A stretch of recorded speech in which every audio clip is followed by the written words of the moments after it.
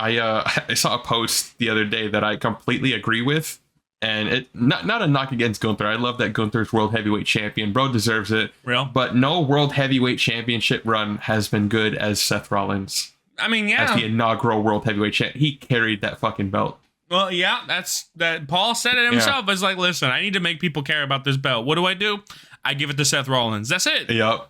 That's it. And I feel like to this fucking day, we haven't had a world heavyweight champion as good as that first run with Seth Rollins. And yeah, I hear you, dog. I hear you. And Guy had some banger matches. He really did. You know, in less than a year too. Think about that. His run was less than a year, and he's had so many fucking matches. He fought Sami Zayn, Drew McIntyre, fucking AJ Styles. He fought everybody. Meanwhile, dude. Roman Reigns had about maybe 2.5. You know what I mean? Total defenses, bro. Jesus Christ. Yeah, I think that entire time that Seth was champion, Roman had 4 matches. Oh my god. I mean, that's for the championship. Mm-hmm. Let me tell you something real quick, okay? I find that absolutely ridiculous, but I think Sweeto also agrees with me when I say this. It's necessary to build that aura around him. I mean, considering he already beat all these guys, you know, to build that aura around him, to really say like, hey, I'm just here trying to fulfill my contractual obligations, you know, that kind of shit. Yeah. You have to make him a part-timer. Is what it is. And hey, Roman gets to enjoy his family more. Everyone wins, you know? Yeah, he gets to enjoy his family, and also he doesn't get fucking injured and have to relinquish the title after a historic title reign. Well, exactly. The level of risk to not fumble this bag. Like, it is ridiculous. That's why people say, oh, Roman's wrestling too safe. Because he's got the world on his shoulders, dude. You know what I mean? He's not champion anymore. He can do whatever the fuck he wants. Yeah, now, right? You know, and so now he can go a little extra if he wants to. He wants to get a little edgy, he can, but he doesn't need to, and he knows that. No. You know what I mean? So, and I don't blame him. See, that's my thing, right? It's like, well, he's not going above and beyond. It's like, dude, he's been consistent for a very long time. You see greatness. He got it. You know, Roman's been there for a very long time, and he's carried the company on his shoulder for 4 years? Yeah. Bro deserves a rest. Let him rest. You know what I mean? It's what it is. Yeah. Let's see him Punk and Drew McIntyre kill each other. You know what I mean? Like, you're still getting that. Yeah. That match was so fucking crazy. I'm sorry. It was. My God. It's so good. Bro pulled a screwdriver on him, bro. Like, wait, hold on. Yeah. Wait. They were using the bottom of the table as a weapon. Never seen that before. Yeah, me neither. That's special. And then you add the fact that Punk accidentally busted Drew McIntyre over the head with the toolbox. With the toolbox, yeah. And the ref was trying to wipe the blood from him. He's like, get the fuck off me, man. Let me get color, you know? Because, you know, the back is like, hey, clean him up right now. Yeah. Fuck that, bitch. Let it run. It's hell in a cell, dude. Because Drew McIntyre is a fucking purebred. That guy is the definition of born again hard. It's what it is. You know what I mean? The guy came into basic training his first couple of years, right? And then after the basic training, after the developmental period, he went back to the fucking indies. And when he came back, he was a savage, bro. You know what I mean? It's next level, that guy. I love it. Yeah. And it's crazy to think that, once again, I say this once, I say it a million times, we have so many guys deserving of the title. And we only have 2 of them. You know what I mean? Yeah. It's just, you know, and so a lot of the time people are like, this guy deserves it. This guy deserves it. This guy deserves it. It's like, bro, I 100% agree with you, but bro's not going to get it anytime soon. It's what it is. Like, they just have to make room for these guys. Yeah. I'm telling you, and people are like, oh my God, I can't believe WrestleMania's got 2 nights. It should just be 1. Yeah, like those kinds of people, you know what I'm telling them? It's like, bro, the roster's so fucking massive. I'm surprised Mania isn't 3 nights yet. You know what I mean? Yeah, for real. It's ridiculous how fucking stacked these cards are, how fucking stacked the roster is. Like, and now with how well rehearsed these matches are, like, let me tell you something. The Royal Rumble that we got this year was peak. All right, I'm sorry. The way that it was layered from front to back, and then you got into the back half of the match where the main eventers started showing up, you know?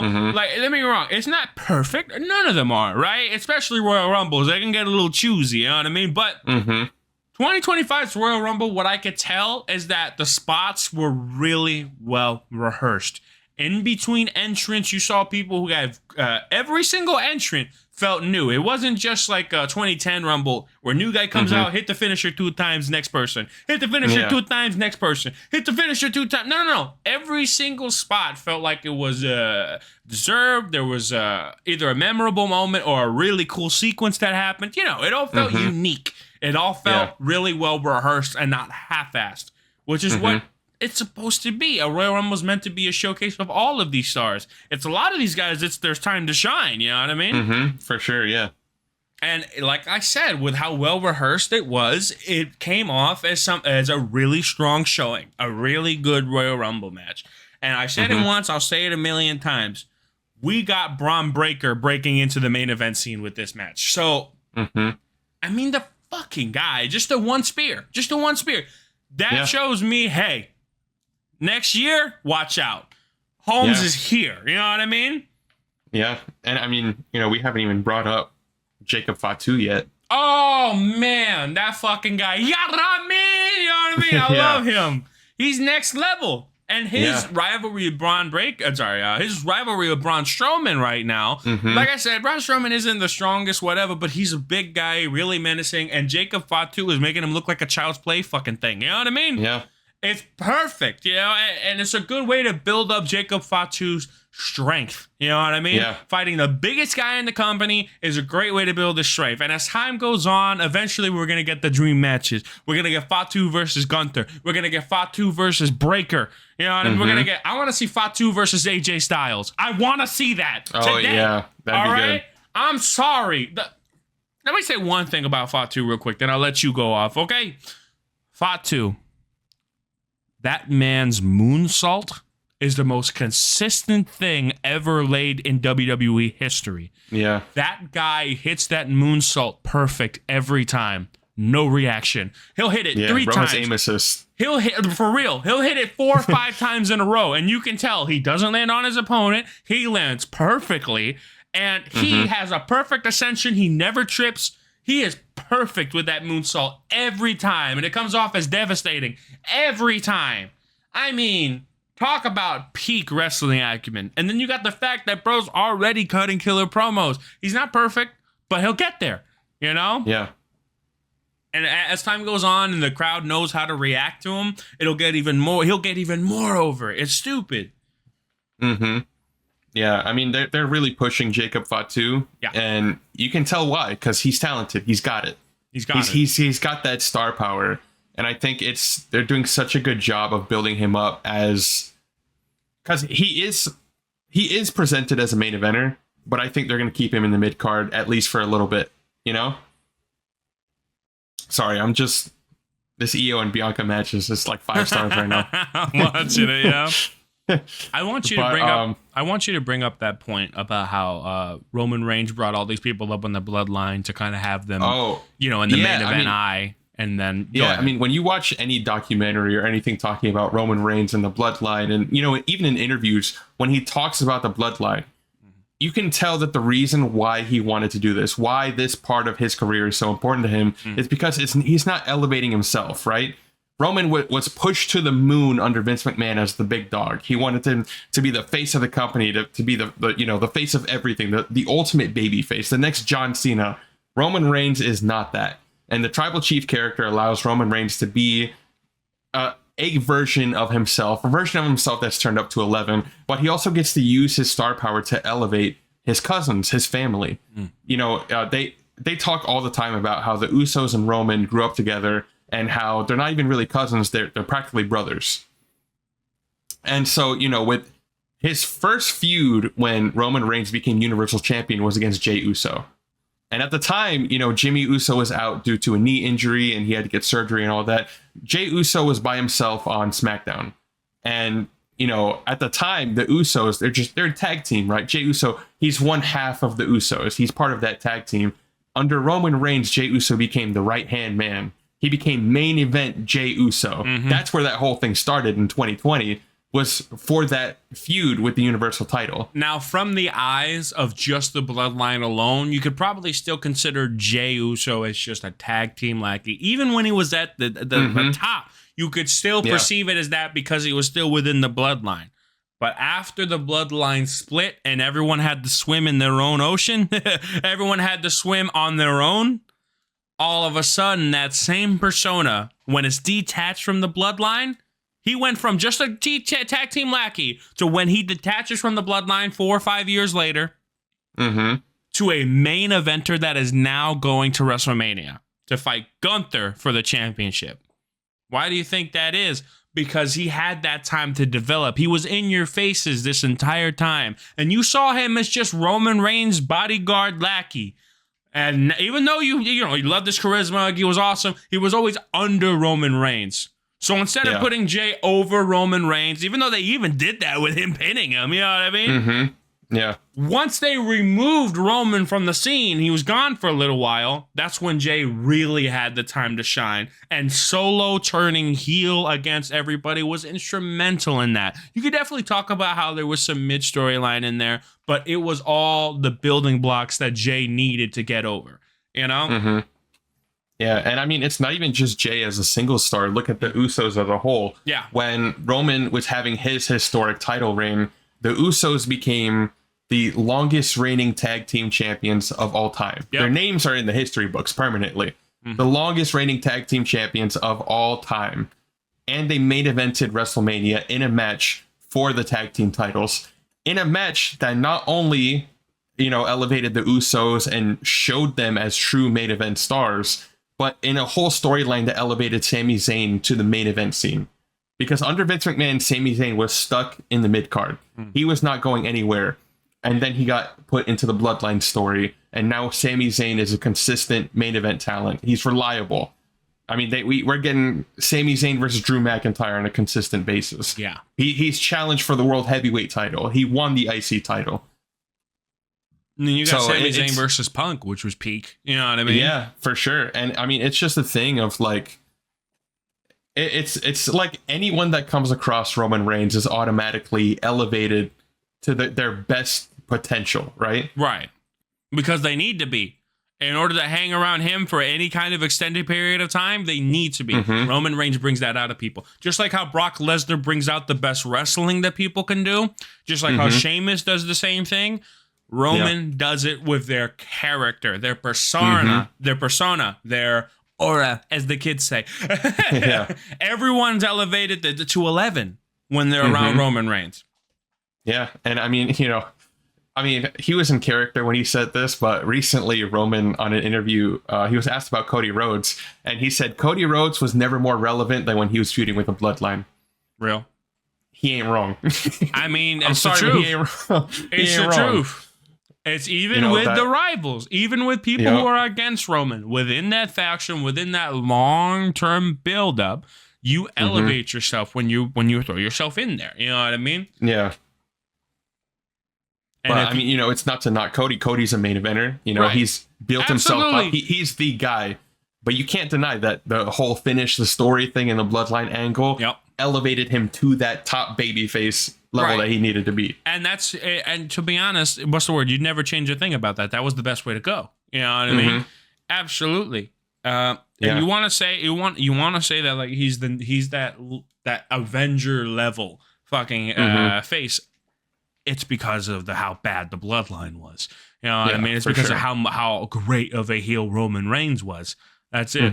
He brings out the best. And he achieved a certain level of heel that no one within the last 20 years was able to pull off. You know what I mean? Next level. Yeah, and then look at Solo Sikoa, right? Like, when Solo first came in just as an enforcer for the Bloodline under Roman Reigns, he didn't talk.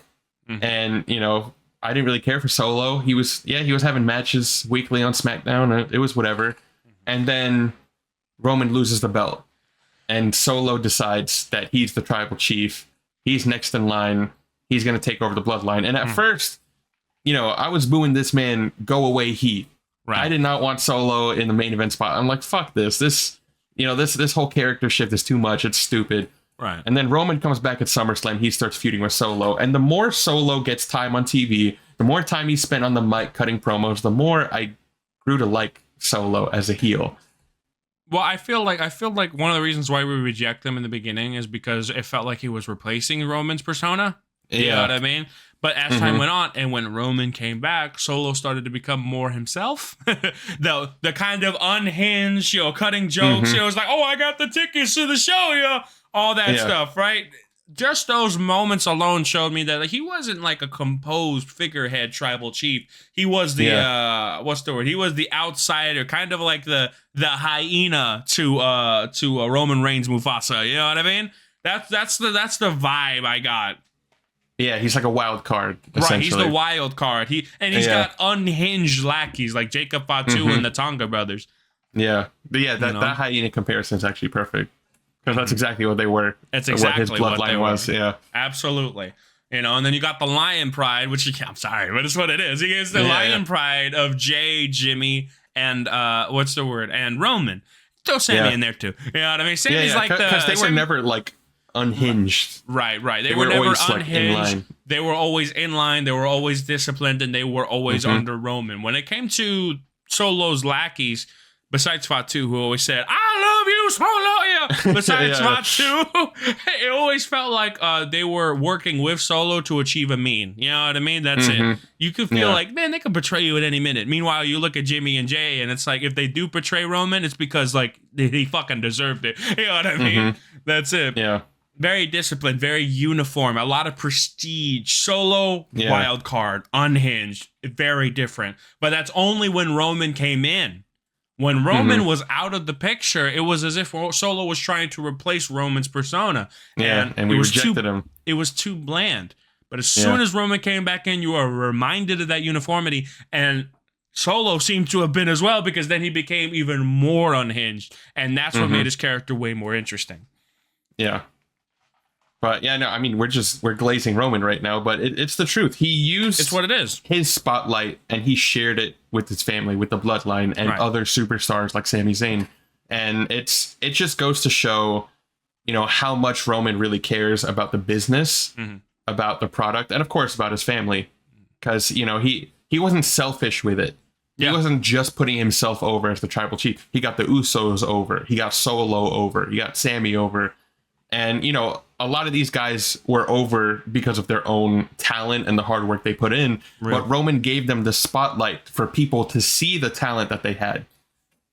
And it's just, you can't get better than that. You got to love it. You really can. It's really hard to talk about this stuff and kind of scale it to other parts of WWE, other time periods of WWE, because it's simply never gotten this big. Factions have never been this big. Matches have never been this big. This is new territory, and there's not a lot you can compare it to. You can compare it to Rock v. Stone Cold. You could compare it to maybe John Cena versus The Rock. Maybe that's the thing. There's some comparatory elements, but there's simply nothing like Roman Reigns and the bloodline.